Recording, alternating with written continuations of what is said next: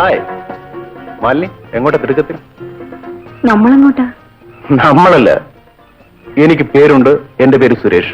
മുഖത്ത് നോക്കി പേര് വിളിക്കാനൊരു മടി. അതെന്താ അങ്ങനെ? എന്തോ എനിക്കറിയില്ല. മാലിന്യെ കണ്ടതു മുതൽ എനിക്കും എന്തോ ഒരു പ്രത്യേകത. നിങ്ങളുടെ കൂടെ ഉണ്ടായിരുന്ന ആ സ്ത്രീ എവിടെ? അച്ഛനോടൊപ്പം അടുത്ത കൂടാരത്തിലുണ്ട്. അന്യ സ്ത്രീയെ കൂടെ താമസിപ്പിക്കുന്നത് ശരിയല്ലല്ലോ. അന്ന് ഞാൻ വന്നതിനെ പറ്റി കൂട്ടുകാരെന്ത് പറഞ്ഞു? അവരെന്റെ കൂട്ടുകാരോ? ഞാൻ അവരുടെ ഓഫീസറാ. ഓ, ഒരു വലിയ ഓഫീസറെ കാണാൻ ഒരു അന്യ സ്ത്രീ അടിക്കടി വരുന്നത് ശരിയല്ലല്ലോ. മാലിന്യെ ഒരു അന്യ സ്ത്രീയായിട്ട് കാണാൻ എനിക്ക് കഴിയില്ല. എന്നെ അത്രയ്ക്ക് ഇഷ്ടമായോ? തുറന്നു പറഞ്ഞാൽ തല പോകുമെന്ന് ഭയന്നുണ്ടായിരുന്നാണ്. എനിക്ക് കുറെ കാര്യങ്ങൾ പറയാനുണ്ട്. എനിക്ക് കുറെ കാര്യങ്ങൾ അറിയാനുണ്ട്. വരൂ.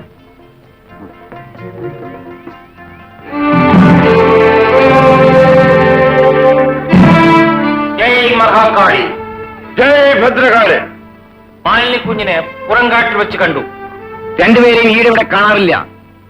ജംബുവിന്റെ സംസാരത്തിൽ എന്തോ ദുസൂചന ഉള്ളതായി നാം മനസ്സിലാക്കുന്നു. ഞാൻ പറയുന്നത് രണ്ടുപേരും അനുസരിക്കാറില്ല. ഒരു കാര്യസ്ഥൻ എന്നതിൽ കവിഞ്ഞ നിയന്ത്രണങ്ങൾ നീ അവരിൽ അടിച്ചേൽപ്പിക്കുന്നതായി എന്റെ മക്കൾക്ക് പരാതിയുണ്ട്. നമ്മുടെ അതിർത്തി ലംഘിച്ച് വീണ്ടും ഒരു കൂട്ടർ വനത്തിനകത്ത് പ്രവേശിച്ചിരിക്കുന്നു. നിങ്ങളെ അവിടെ നിർത്തിയിരിക്കുന്നത് അലങ്കാരത്തിനല്ലെന്ന് മറക്കരുത്. ഇതൊക്കെ നോക്കി നിർത്തേണ്ട കാര്യസ്ഥനാണ് ഈ നിൽക്കുന്നത്. ഇവന് നോട്ടം എന്റെ പെൺകുട്ടികളുടെ നീക്കങ്ങളിലാണ്. അതിർത്തി കടന്നവരാരായാലും അരനാഴികയും പിടിച്ചു കെട്ടി ഇവിടെ ഹാജരാക്കും. അതിർത്തി കടക്കുന്നവരെ തെരഞ്ഞു പിടിക്കുന്നതിനേക്കാൾ അതിർത്തി കടക്കാതെ സൂക്ഷിക്കുന്നതല്ലേ ബുദ്ധി? അല്പം ശ്രദ്ധക്കുറവുണ്ടായി, കൽപ്പിച്ച് ക്ഷമിക്കണം. ജംബോ, കുറച്ച് ജാഗ്രതയോടുകൂടി പ്രവർത്തിച്ചാൽ അത് നിലനിൽപ്പിന് നന്ന്.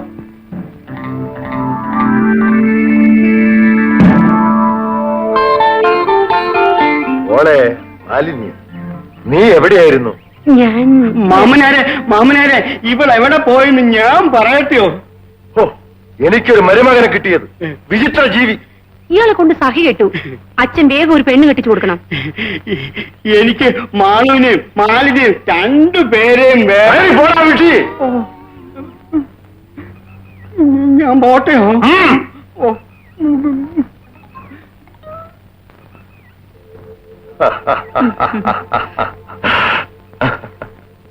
ഇഡിയറ്റ്. ഒരു പെണ്ണിനെ സൂക്ഷിക്കേണ്ട കഴിവില്ലാത്ത നിന്നെയൊക്കെ കൂടെ കൊണ്ടുവന്നിട്ട് എന്താ കാര്യം? ഇന്ന് രാവിലെ ഒരു അവളി കൂടെ ഉണ്ടായിരുന്നു. തന്തയോട് എന്തോ കരഞ്ഞു പറഞ്ഞെങ്ങനുണ്ടാ ഞാൻ പുറത്തോട്ട് പോയത്. എന്നിട്ടാ തന്ത എവിടെ? അയാൾക്ക് ഞങ്ങൾ ശരിക്ക് കൊടുത്തു. ഒരു വയസ്സിനെ തല്ലിയതാണ് വലിയ തന്റെ ഇടം. അവൾ എവിടെ ഉണ്ടെന്ന് അയാൾക്കറിയാം. ഈ ചത എടുത്ത് വല്ല പട്ടിക്കറിഞ്ഞു കൊടുക്കണോ?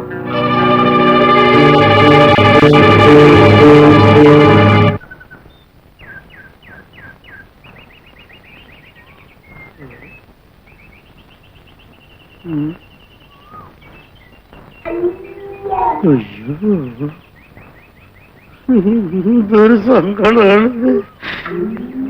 അപ്പോ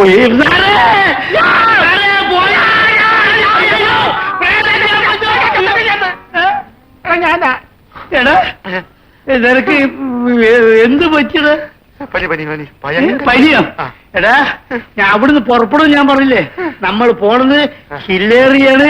അവിടെ മലേറിയ ഉണ്ടാവുന്നുള്ളു. പിന്നെ 10-16 പ്രാവശ്യം പോയി. ആര് പോയടാ? ഇളകി പോയെന്ന്. അതൊക്കെ എനിക്ക് നിർത്താൻ പറ്റുമോ? പിന്നെ മാർഗതടസ്സമില്ലാതെ വൈദ്യുതി പോകുന്നെങ്കിൽ പോട്ടെ, അത് ആരോഗ്യത്തിന് നല്ലതാ.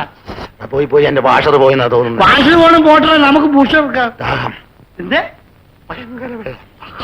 അത് നാട് വെള്ളം കുടിക്കണ്ട കേട്ടാ. SI എഴുതി അങ്ങോട്ട് പോയി.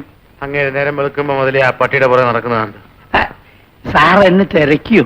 പട്ടിയുള്ളപ്പോ എന്തിനാ നിന്നെ തിരക്കുന്നത്?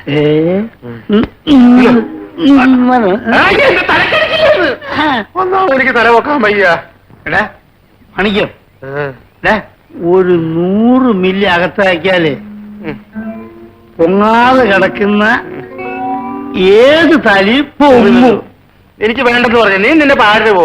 എടാ ഇങ്ങോട്ട് നോക്കടാ, ഇങ്ങോട്ട് നോക്കടാ. അയ്യോ,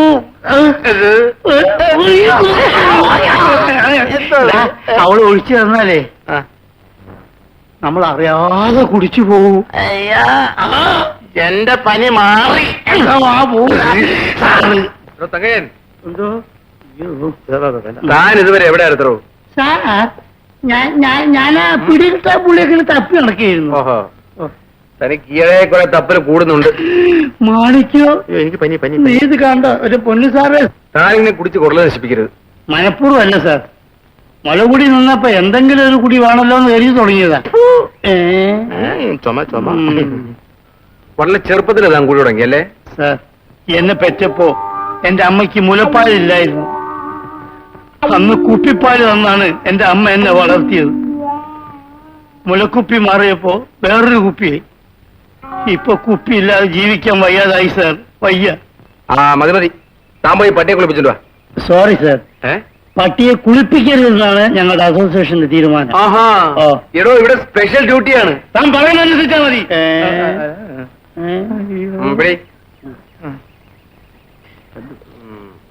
എടാ നിന്നെ ഈ പഴം എടാ നീ കഴിഞ്ഞ ജനുവരി കുളിച്ചല്ലേ? എന്നാ എന്റെ ഫാമിലിയോട് കൂടി പോയി ഒന്ന് കുളിക്കും, നല്ലോണം മുങ്ങി കുളിക്കും. അപ്പൊ പനി മാറി, എനിക്ക് ടൈഫോയിഡ് ആവും. എന്റെ ദൈവമേ, ഈ കാട്ടിൽ വന്നിട്ട് പെടുന്ന പാട്. പറയടാ, നിന്റെ മകൾ എങ്ങനെ രക്ഷപ്പെട്ടു? എത്ര ദിവസമായി നിങ്ങൾ എന്നിട്ടിങ്ങനെ തല്ലി ചതിക്കുന്നു. മകളെ വിട്ട് പോലീസിൽ അറിയിച്ച് ഞങ്ങളെ പിടിപ്പിക്കാനുള്ള അടവാണല്ലേ?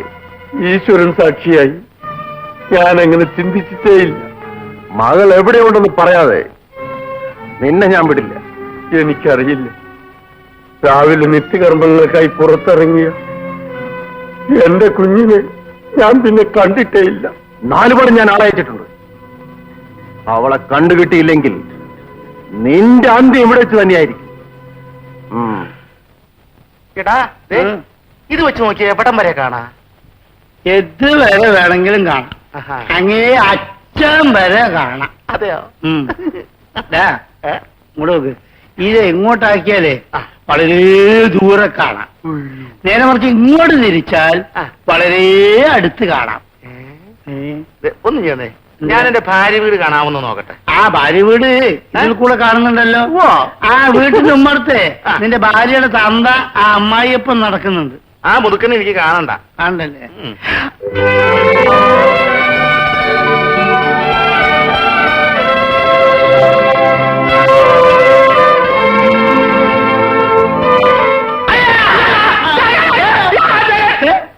എന്താ? എന്ത് രസം, പരമരസം.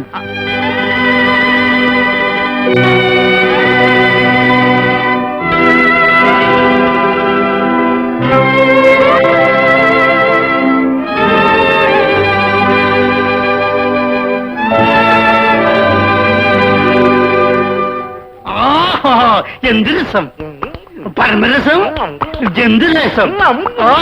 എടാ, ആ പാറപ്പുറത്തെ ഒരു പെണ്ണ് കിടക്കുന്നത്. പെണ്ണോ? എവിടെ കാണട്ടെ, നോക്കണേ. അയ്യോ, എന്തൊരു തടി, എന്തൊരു തൊടിയോ? അത് ഞാൻ കണ്ടില്ലല്ലോ. എന്തൊരു തടി, എന്തൊരു മഴ. മലയോ? നോക്ക്, മല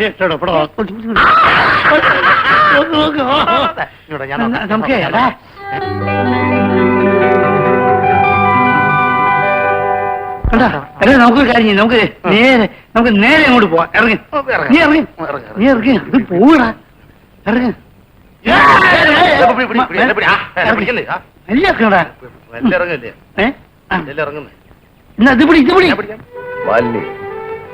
മാളു, നിങ്ങൾ ഈയിടെയായി ഇവിടെ ഒന്നും കാണാറേയില്ലല്ലോ. ഞങ്ങൾ ഇവിടെ തന്നെ ഉണ്ടായിരുന്നു അച്ഛാ. ഇവിടെ ഇരുന്ന് മുഷിഞ്ഞു, ഒന്ന് കാട് ചുറ്റാൻ ഇറങ്ങിയതാ. മക്കളെ, അച്ഛന് വയസ്സായി. ഈ കാടിന്റെ കാര്യങ്ങൾ നോക്കി നടത്താൻ ഒരാള് വേണ്ടേ? മാമനാരെ ഞാൻ ഇവിടെ ഉണ്ട്. വംശം നോക്കി നടത്തേണ്ടവൻ പമ്പര വിഡ്ഢിയായിപ്പോയി. മാംഗല്യപ്രായം കഴിഞ്ഞ് നിങ്ങളെ ഇനിയും കാത്തു സൂക്ഷിക്കുന്നത് ശരിയല്ല. നിങ്ങളുടെ മാംഗല്യം വേഗം നടത്തണം. എനിക്കിപ്പോ മാംഗല്യം വേണ്ട. നിനക്കാണ് വളരെ അത്യാവശ്യം. ഞാൻ ഇവിടെ ഉണ്ട്.